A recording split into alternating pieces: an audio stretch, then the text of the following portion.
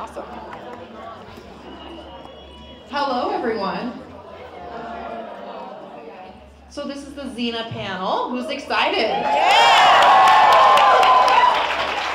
Can I get a war cry? That's impressive.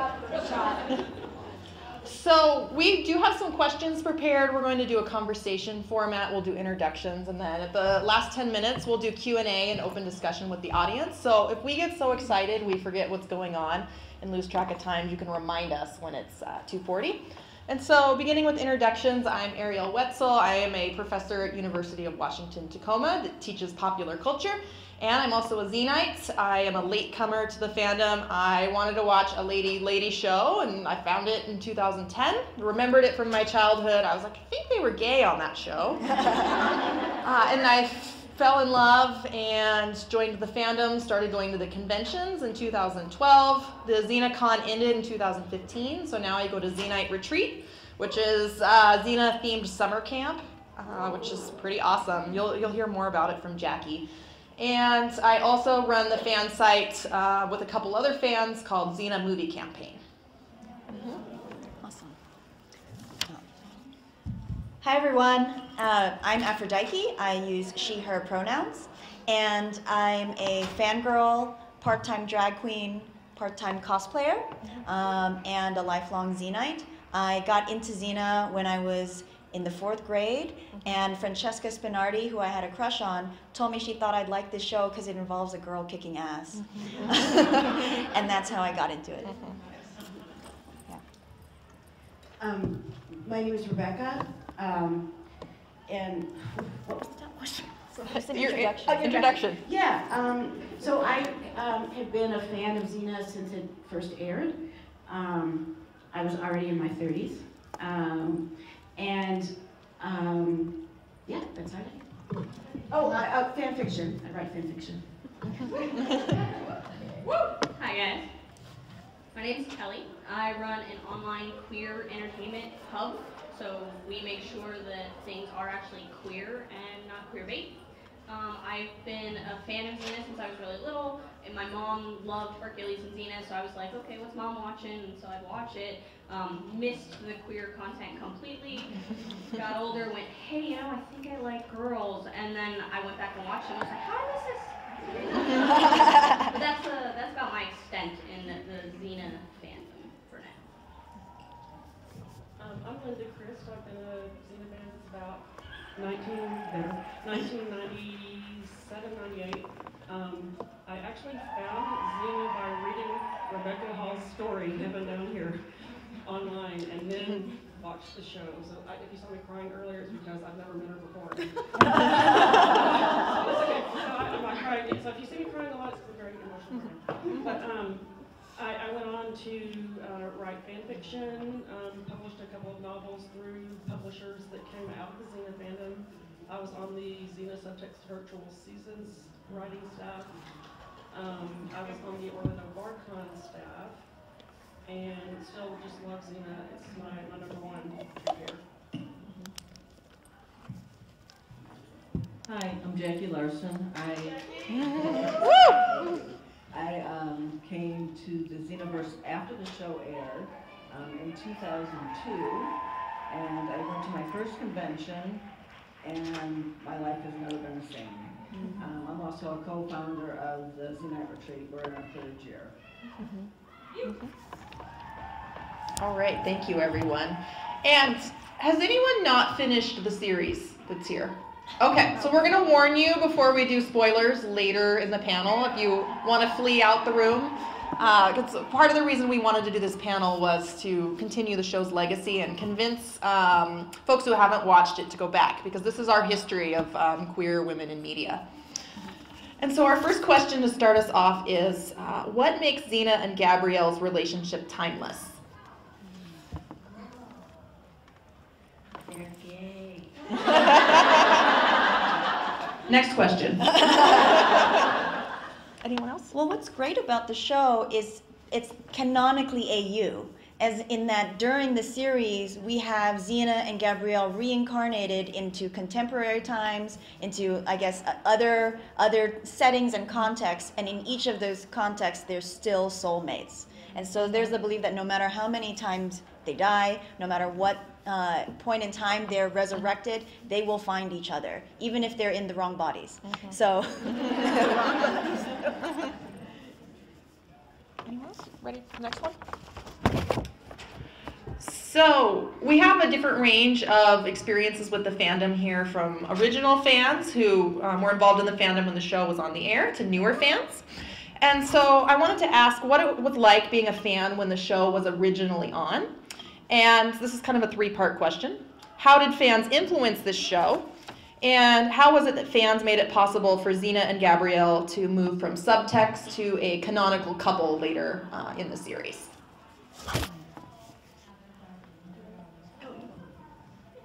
So, Xena began at about the same time that the internet began. I mean, became more widely used.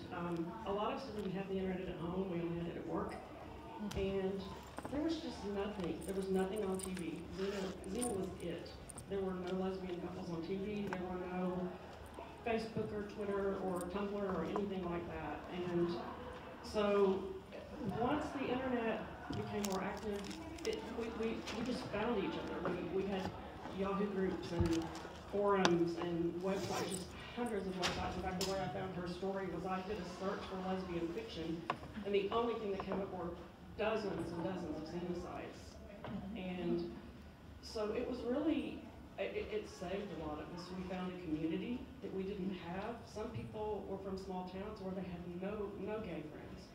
And then we had conventions, and you could go to conventions and make friends, and friends became family, and a lot of us are still here today because it became so much more than the show.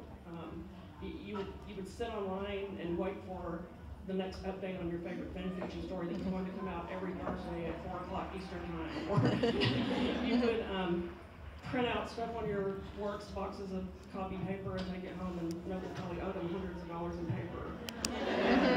And, you would get on dial-up and spend 4 hours downloading a 6-minute video of Gabrielle and Xena doing their dance in Heart of Darkness. It was just an amazing time for this fandom to take off.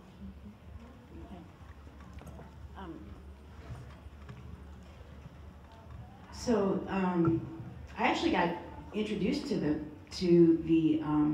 Xena through people I had been writing with for Babylon 5. And that was, pre-internet, so we sent each other zines and things, and communicated by email. And then somebody was like, "Oh, Rebecca, you would love this show." And I'm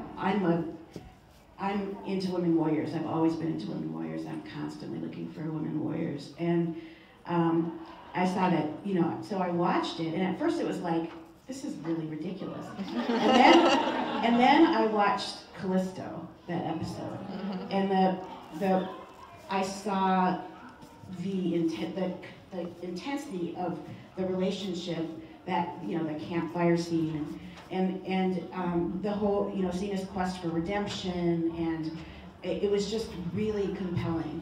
And I was at a point in my own personal journey and healing where so I wrote this story, Heaven Down Here, which was, I wrote it really for myself. Because I'm a survivor of childhood sexual abuse, and I felt like I wanted to rewrite my story. I had written a big Babylon 5 thing, which was like a fix-it fiction. But this was kind of like I wanted to rewrite my own story. Like, what would it have been like if I'd had some, really positive first sexual experience, first experience with, And I didn't realize it would resonate with so many people, which of course, thinking back, it makes sense. So, it was put up on whatever little tiny little, proto internet we had. And I was getting hundreds of emails from survivors and just saying I sobbed reading this, and thank you for writing this, and And so, and I think I love the show. I mean, just you know, the episode, and once I got past that, this was ridiculous, and got into it. I remember, I think it was the episode "The Reckoning" in the first season, where Xena jumps up and breaks her chains. She's like in chains, and I would literally just put that on rewatch. Just because it was something, just watching it. I didn't even know why. I was like talking to my therapist, like, I don't know why. She's like, keep watching it. But I just keep watching it, you know. And so it was that kind of connection. But I think that I ultimately really got drawn in through fan fiction. You know, I went to, I think it might have been the first XenaCon in San Francisco in '97. And then I went to, and I'd never been to a con before that, you know. And then I went to one, the next one that was like in LA, and there was a whole separate like Bard convention, you know. And it was just, I was like, wow, we can write this show, we can rewrite this show, we can have our own, you know, our own show. So your question was about what was it like being a fan of the show. So I've watched the series, I guess, in two capacities. One where I didn't understand my sexuality, and one where I did. And I think there were definitely, so your experience as a fan watching the show depends on a couple of factors. First, how old were you? And did you watch the show after it already finished? Or were you watching it while it was airing? And if you're queer, did you go into the show knowing or have any sense of that, of your own identity? So I want to quickly read my diary entry from when I was 11 or 12. And so just forgive the writing. I was watching a rerun of Xena Warrior Princess, and I realized that Xena and Gabrielle were ready to die for one another. They were soulmates. Okay, so they seem kind of bisexual and attracted to each other and men. I want to know who my soulmate is. If I died, would my heart or spirit remain in the heart of my soulmate, just like Xena's soul belonged to the heart of Gabrielle? Could my soulmate be male or female? If that person was female, I don't know if I'd be a lesbian or just be best friends forever.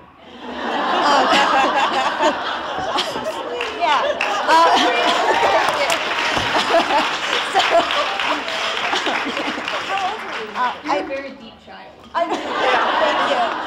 And so I think, like, for a show like Xena, when you're a fan watching the show and you're sort of seeing yourself in the show and recognizing, wait, I want a connection like the connection Xena and Gabrielle has, but that's not what I'm seeing anywhere else. Right. So I think I rewatched it again after, you know, as an adult, the entire series the full way through, and I continue to rewatch it, and each time the show gets gayer, and I'm like, each time the show gets gayer, and I just think to myself, like, if I hadn't watched that show at that point in time in my life, if Francesca Sparnardi didn't tell me to watch Xena Warrior Princess, how much longer would it have taken me to figure it out? Can I respond to that too? Yeah. So when I was watching Xena, I was already with who's my wife, who's been together 29 years. Our son was 2 years old. I've been out since I was 17, so it was not a coming out experience for me. But it was a completely validating experience. That same thing of like, oh, finally, you know, like a love story that I care about, you know. And but when I've introduced the show to some of my younger friends, and like I made them sit down and watch it, you know, and they're just like, wait, was there any doubt that they were? And I'm like, yes. Oh my God! It was like, you're kidding me. But what about that kiss? I don't know. It's like, well, Xena needed water and like in her mouth, you know. And so, and as I'm hearing myself explain this stuff, I'm like, wow, you know, it's yeah. I remember the first episode that I watched was Return of the Police Phone, and so first of all, wait, she's marrying a guy? What about those stories I just read? but then, you know, kissed her on the lips at the end of the wedding, and then she talks about Xena on her honeymoon with Marcus. Can we name our daughter Xena? She's alone. And then when Xena knelt down in that glade and prayed, I was hooked. I was like, oh my God, these women are in love with each other. You know, I had not seen anything like that on television before that I could relate to in that way. Pass the book test flaming. Yeah, goodness. And so this is a little bit different of a take for those of you just joining us. We do have a couple chairs up in the front if you want to have a seat. I also wanted to kind of pick up on how the fans influence the show side of the question. So Xena was the first show I watched where there was actual metatextual commentary embedded in the show that was engaging the fandom. And that happened really in season 2 with the Xena Scrolls when... so sorry, there's a little bit of a spoiler, but it's only season 2, so I don't feel that bad. Where at the end of the episode, we learned that the Xena show was based on these historic figures, so that the show was presenting itself as historical fiction. And we see that thread running through the whole series of the fans being engaged. We actually see Xena fans as characters on the show. And this is the first show that I know of where a fan fiction author was invited to come write episodes. If you're unfamiliar with Missy Good or Melissa Good, she is a fabulous writer, a novelist who came out of the Xena fandom, and her episodes are phenomenal. Yeah, and this is also a show where the showrunners and the creators and writers were very much aware of the lesbian fan base, and I guess even the fact that people were writing fan fiction. And so when Melissa Good was invited to write 2 episodes in one of the later seasons, it was sort of, wow, they're paying attention to the content that fans are creating, and sometimes the content is really, really good and deserves its own episode. And I think that's a lesson that showrunners today should take from Xena, because for those of you who are engaged in other fandoms, you know that sometimes the people who create the media we love are hostile or indifferent towards the fan fiction. And this was really a show where the creators embraced the fan work to the point of incorporating it into the show. And I think that's something that they really did right.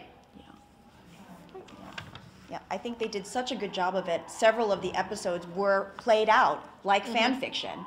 It was,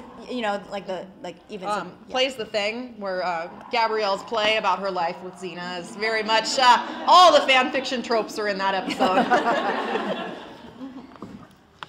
All right, so I wanted to move on to our next question, which is, what is the fandom's legacy today? I'm focusing more on us as the Xena fans, how we've influenced fandom.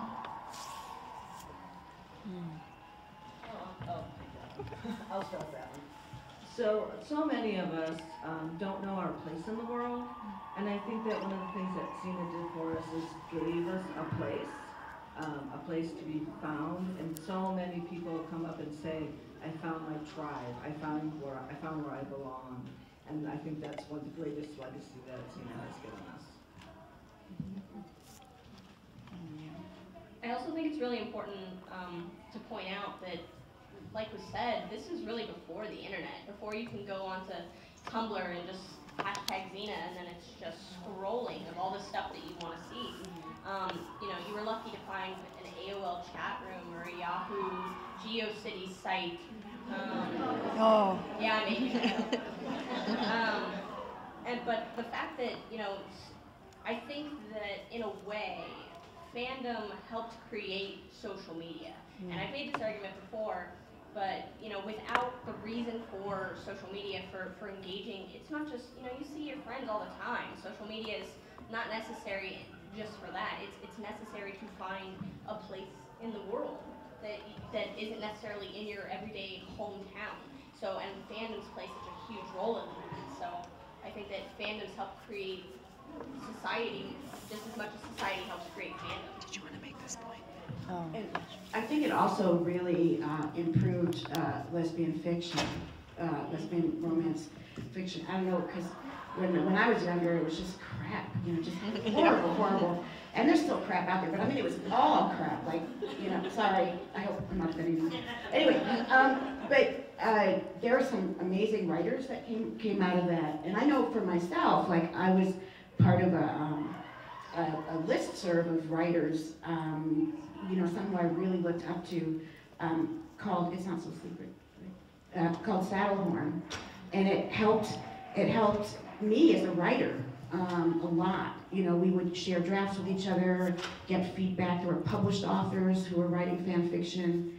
So I think that's a big part too. Yeah.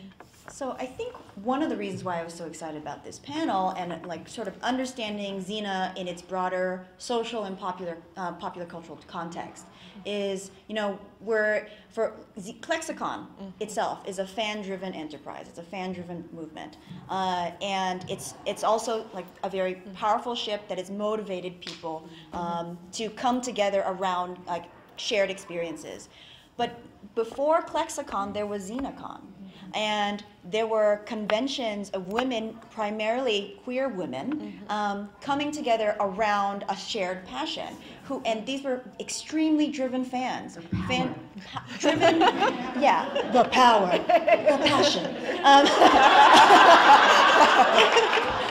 Her courage will change the world. So XenaCon was really the first, if you think about it, the first Clexacon, the first convention where queer women fans were coming together and making change together. So we have to think about the longer historical arc of queer women fandom. What does that look like? And Xena was the first. Xena was the first.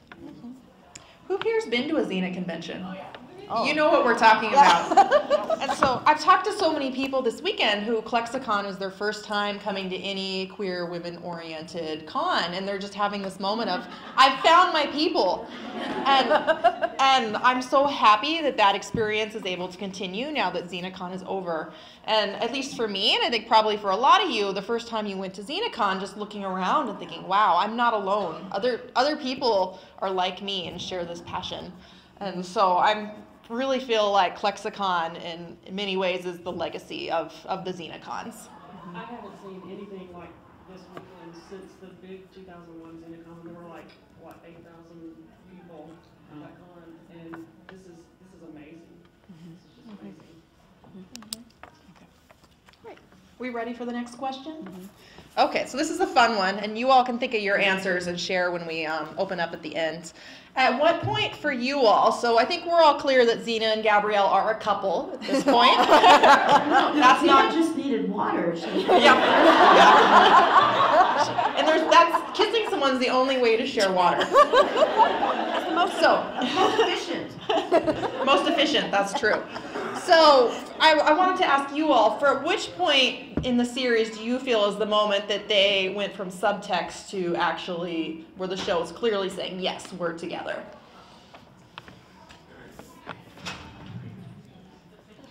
Is there a particular episode or moment where you feel like it happens for you?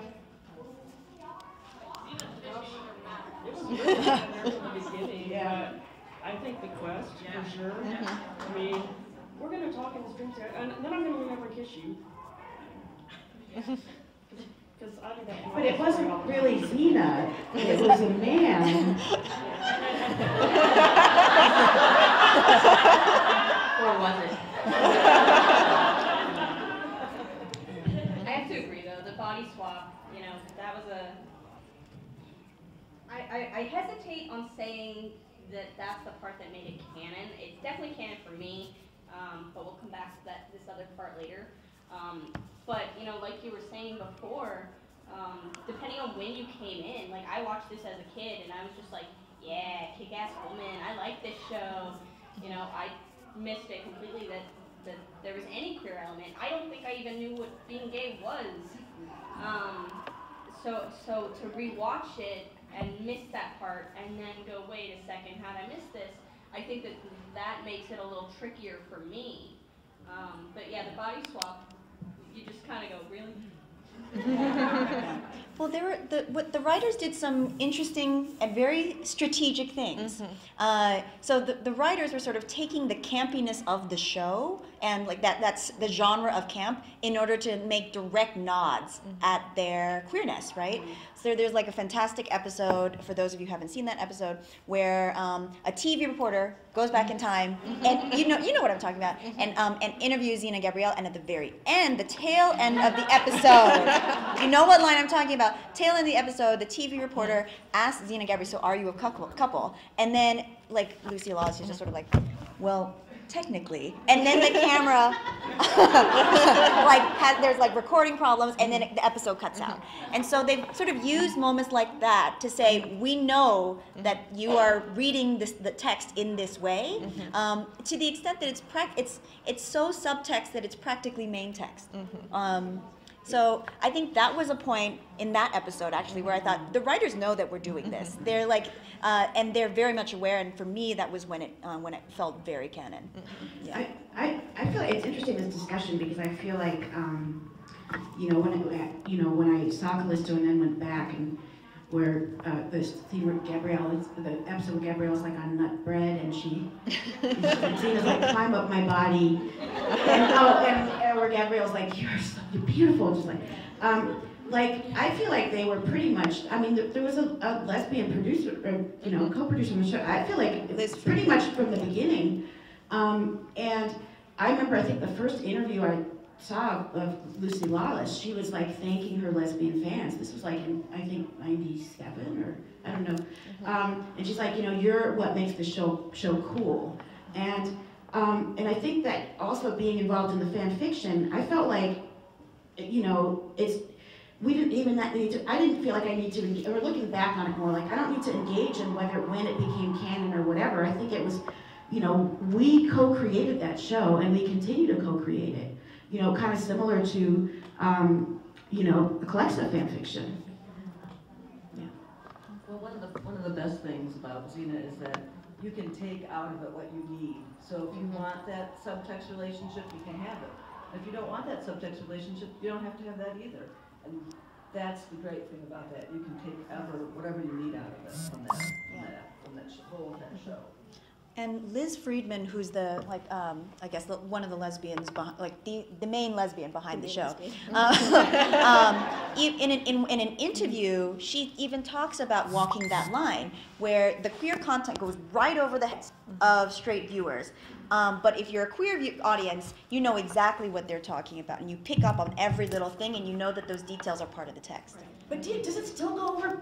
Maybe I just don't know any straight people. Does it still go over? Like straight young people watching the show, would they think like, really? It does. Yeah. I told my mom that I was coming here and that I was going to be on this panel, and she goes, "Why? That's not queer." Okay, Mom.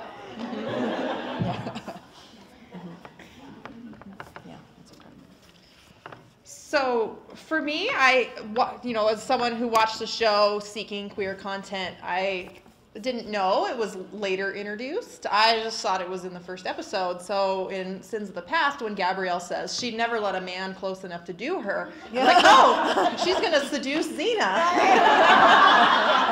So for me, clearly Gabrielle, was this little girl who wanted to leave home and like instantly fell in love with Xena and was kind of having this moment of self-discovery because she knew she didn't fit in her village. And Xena was this moment of awakening for her. So for me, it was in the first episode. And then I learned later that the first episode from Rob Tapert and Liz Friedman's point of view was Altered States, the Nutbrand episode, was when they intentionally put it in. Where they put the quote subtext in. Yeah. Yeah. Okay. All right. So we also wanted to ask, when did you see Xena making efforts towards inclusion in terms of what was represented in the show? So, it was interesting because I think in the 90s, in season 1, we find out that Xena's first love is Marcus, a black man. And there are other points, I think, throughout the series where Lauma is an excellent example. For me, Lauma was a really important character because I'd never seen a three-dimensional Asian character in TV before. I'd never seen that. And I was so moved by that particular storyline because they share an underwater kiss where, sorry, they were sharing air.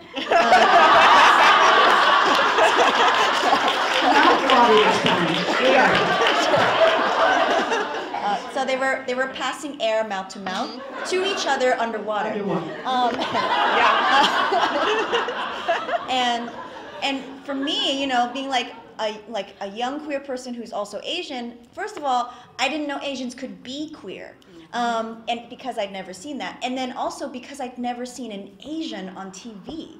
And to have Lama not only, so she's not a regular, she has recurring episodes, but she had such an important impact on Xena's philosophy and point of view that you understand, here's this like incredibly powerful, intelligent, beautiful Asian woman who taught Xena what she knows. And created Taoism. She was Lao Tzu, right? Yeah, yeah. So that was really important to me. I guess her character arc. There were other sort of like small nods to inclusion throughout the series. And I just mentioned Here She Comes Miss Amphipolis, which is the pageant episode. Karen Dior, who had HIV/AIDS, and people knew that she had HIV/AIDS. Again, this is the 90s. And in the episode, spoiler alert, Lucy Lawless kisses her on the mouth. Right. And says she was, and talks about it in the press. Like, yeah, that was, you know. Yeah. Yeah. This was the first.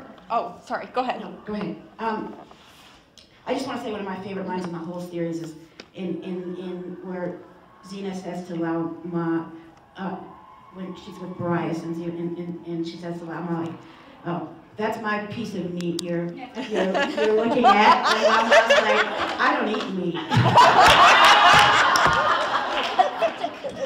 Vegetarian. But I didn't.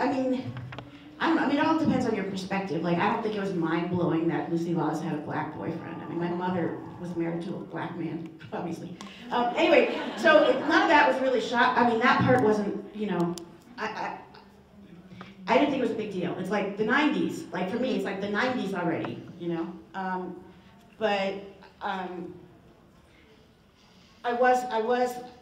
felt like the trans character was very cutting edge, and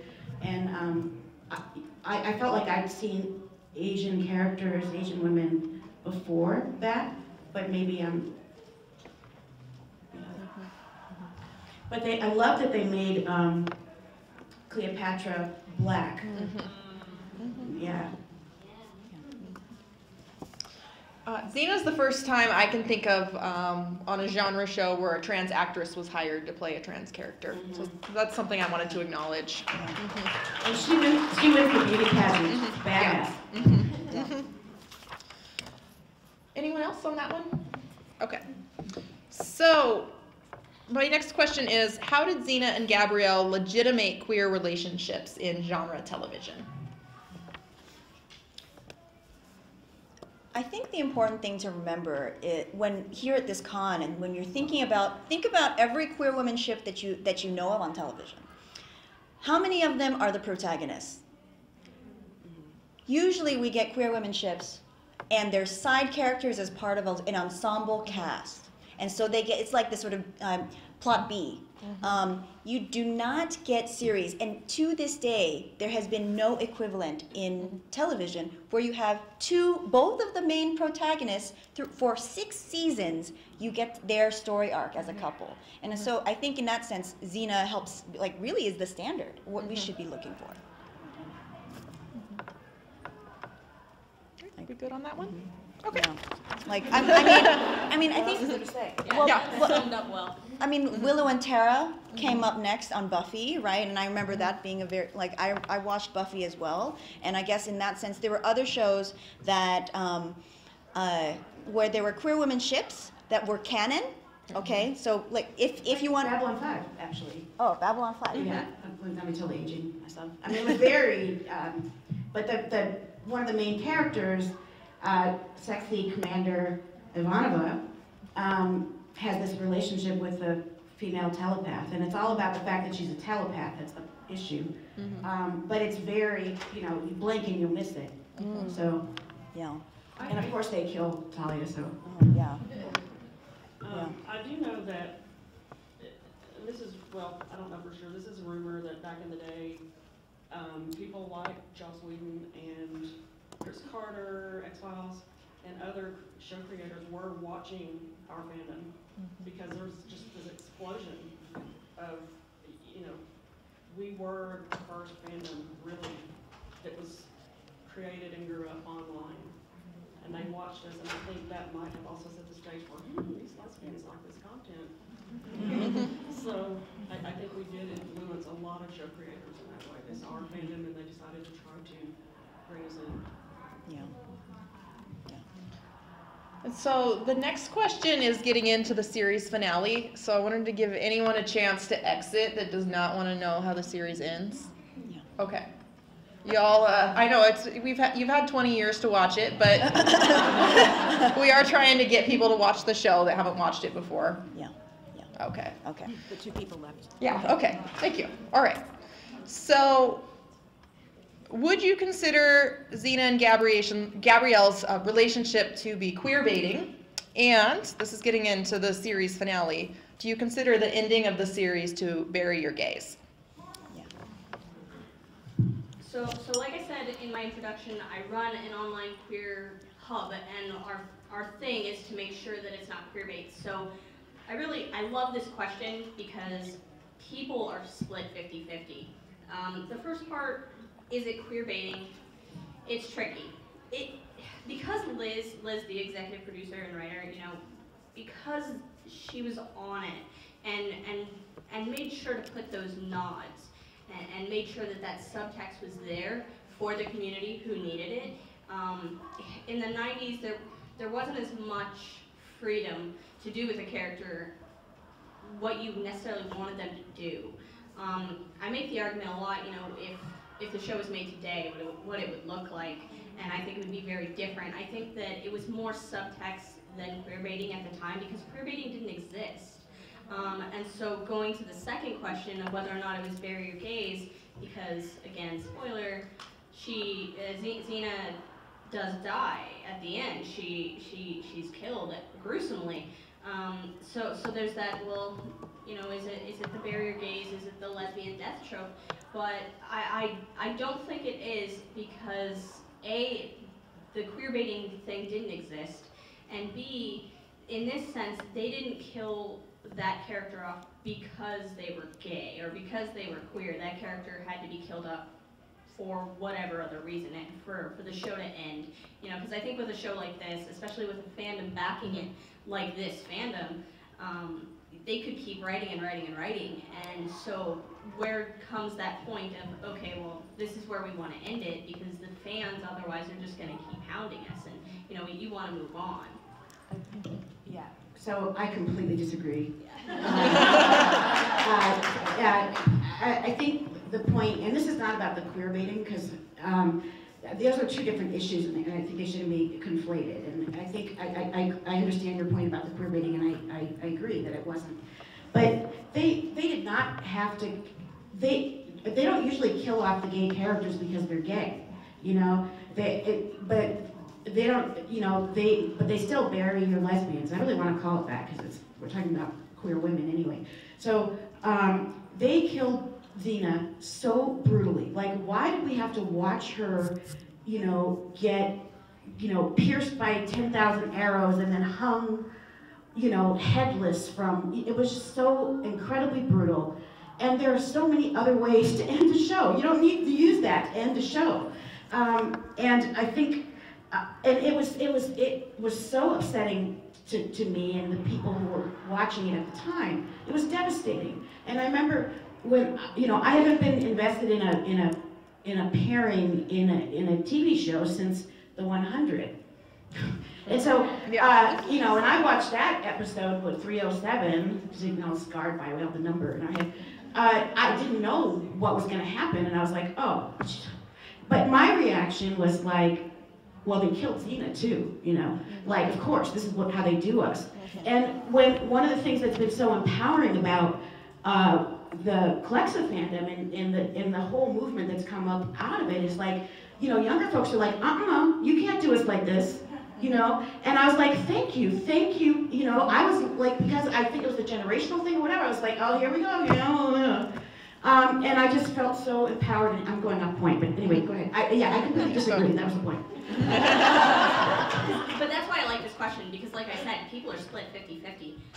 But I disagree. I think that what happened with Lexa is very, very different than what happened with Xena.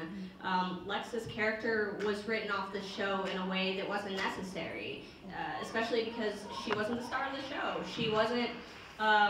She wasn't even on the credits. She was guest star, and it had stayed that way. It wasn't like she had come on to the show as a guest star and then become a part of the show, and then they killed her off like Tara.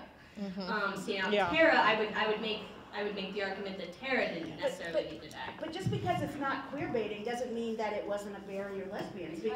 Because I mean, why did they have to kill her? First of all, why did they have to kill her like that? You know, you don't have to do that to end your your show. It's like, okay, and this is how we all end every show. We're gonna like decapitate the lesbian and pull her full of arrows and have her give up her soul, because we've already seen her come back from the death before, for some ridiculous cause that made no sense in the context of the show. I just feel like you can find another way to end that show. So I want to add some nuance to this discussion. And I think when we talk about the barrier gays, barrier lesbians trope, we need to think about what criteria are we looking for. And so when I think about, does a show meet, like my personal definition of meeting that trope, A, who does it betray? Does it betray the character or does it betray the fans? And if it betrays both the character and the fans in the way that Lex's death did, then I'm especially offended. I don't, in my opinion, Xena, so the way that she was killed off, she did not need to be decapitated. It was gruesome, it was grotesque, that didn't need to happen. But the fact that she died, I believe that she could have died to redeem herself. And I believe that actually forwards the character arc. So for me, if somebody's death, and I guess in another example is Root from Person of Interest. Her death, did it betray the fans? Yes. But did it betray the character? Not necessarily, because Root comes back as the machine. So I think if we think about it in that way, like if we complicate, maybe barrier gaze is sort of a spectrum, and there are different types of betrayals that can take place, and you can decide how far on one end of the spectrum a particular character death is or not. We are now at the point where we invited the audience. Let me Okay. just two things out. One thing, Lucy has stated many times that they were terribly surprised and upset over how the fans reacted to that last episode. They did not do it to aggrieve the fans in any way. And secondly, Rob has always stated that that was not supposed to be the last episode. That was not supposed to be the ending. That's interesting to me. And Xena was supposed to come back. They had planned on doing movies, but for whatever reason it didn't happen. So they were planning on bringing her back, because we all know that Xena comes back from the dead many, many times. And so that the ending was very, very shocking, but it really wasn't supposed to be the ending. All right, so we have folks from the audience, and if it's a question, I'll do my best to repeat the question so everyone can hear. If it's a comment, you can just try to project. Yeah. Jackie, can you tell us about Xenite Retreat? I can. The question was, Jackie, can you tell us about Xenite Retreat? I can. So Xenite Retreat came out of a bunch of fans who went to the last convention in 2015 and said, now what are we going to do? We love each other, we found our tribe, we found our home, so now what are we going to do? So we spent 2 years putting together a retreat, a place where all people, all Xena fans can come, feel safe, have a good time, and celebrate all things Xena. So we go into the California mountains, we have archery, we have high ropes, we have gourmet food, we have pillow top mattresses, we have some of the actresses that come. We have Steve Sears come, we have conversations about the show.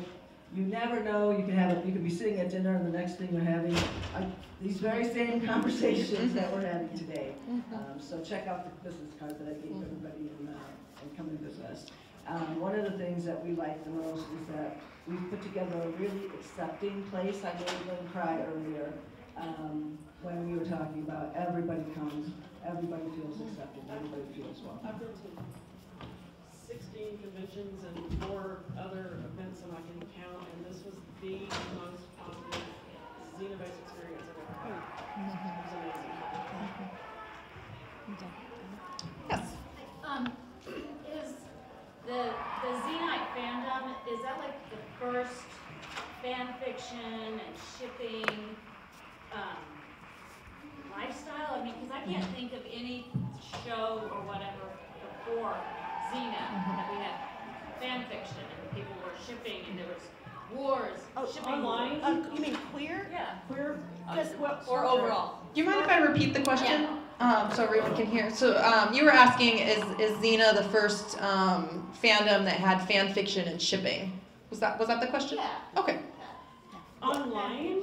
Yeah, I think we were the first big lesbian fiction shipping fandom, but Star Trek actually had, before the internet, after the original series ended, what, in 70, was it 70, whatever, anyway, they kept the Kirk Spock ship alive through these paper fanzines that they would take to events and conventions and things and pass out. And those are a bunch of homophobic women who wrote that stuff. Because coming out of Babylon, the lesbians who wanted to write the lesbian story for Babylon 5 were really shunned. So it was like this weird thing where it's like these straight women write male ships. Oh, really? Yeah, and I mean, they're not the only one, but mainly, you know, and yeah. Yes. Something that the ending you're describing, how, you know, Xena was killed off, goes in a brutal way. To me, it seems like maybe down through history, those who represent a strong danger to those in power get killed excessively in view. Exactly. Say Christ. Exactly, and so the point, would you say Christ? Well, like, you know, Oh, okay, even sorry, though- I'm not religious, but no, but I get your point. Me either. Like, Okay. I'm saying it as a story. Yeah. I mean, the idea that, you know, Rob Tapper did not intend to have that impact on the audience, that does nothing for me, because people's decisions and choices are informed by the air we breathe, by the way we think about things. You know, it reminds me of like, what's his name saying, I didn't mean Jar Jar Binks to be a racist portrayal. It's like, it doesn't matter what you mean. You grew up reading the same stuff, watching the same movies, you know, you've been informed by Step and Fetch It, whether you know it or not, you know? And so, like, brutally kill the powerful woman warrior by decapitating her? Come on. But it was a great story. The Finn was a great story. And it was a brutal ending, but the story was still phenomenal. It was still a phenomenal story.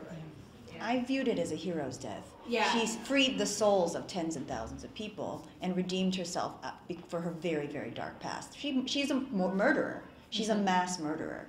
And her past gets darker and darker and darker as the show went on, and it was just intense. But yeah, it's a redemption story. And I think one of the things that's compelling about Xena is, you know, she'll never be redeemed until she's dead. So I get that point. Yeah. You know, it just really didn't have to go down like that. And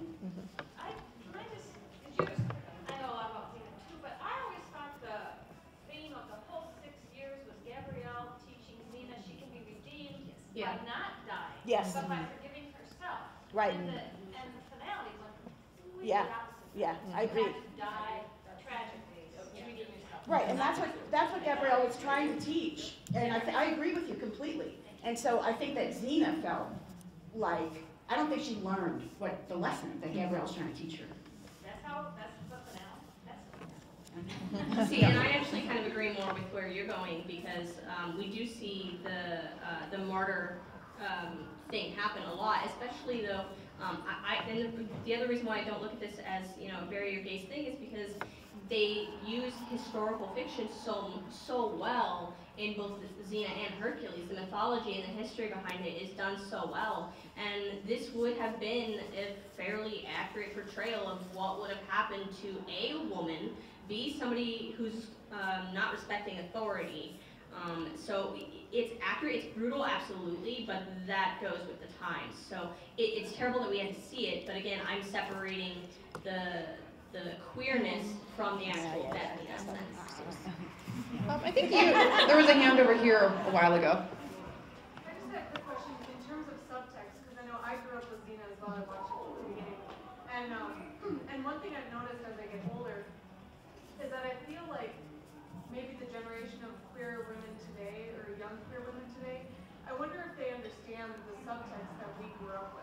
if they really understand having to find yourself in those tiny, like in between the margins of the lines.